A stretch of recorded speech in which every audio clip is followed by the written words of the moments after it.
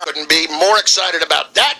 But we begin with the Philadelphia Eagles, and it's funny. We look at how this could possibly pan out here in the next 10 days. And this morning, I spent an awful lot of time not just going over 100 different mock drafts, things like that. I made a couple of phone calls on talent evaluators and exactly where the Eagles should be headed.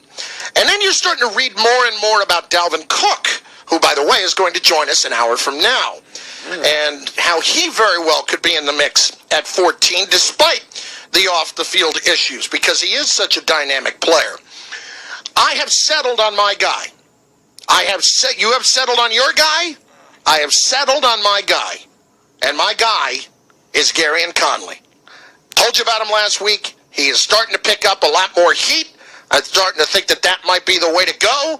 And that is the way to go, because he's a smart football player. You're not going to have to worry about it. A position of need that's going to do an awful lot of things right, and is a student of the game. I have heard so many good things and not one negative thing about this kid, that he is going to be my guy. But with Dalvin Cook, this is an interesting scenario because, look, we think back a few weeks, and Dalvin Cook, I think, was both of our guys in that first round before you really got a feel for the extent of some of the off-the-field issues.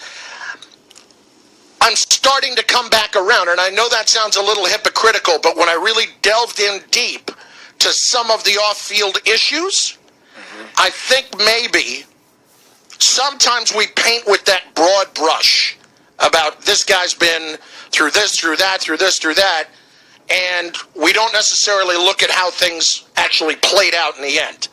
Arrests, those things bother you. There's no getting around it.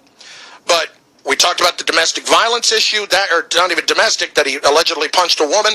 He was acquitted of that, and it turns out he was actually trying to break up the fight in the opinion of a jury. There's a whole long list of things, but in a lot of that stuff, it's not just that it went away, but he actually was kind of proven to not be guilty. So I think if I'm going running back at this point, I'm coming back around on Dalvin Cook, even in front of McCaffrey. Yeah,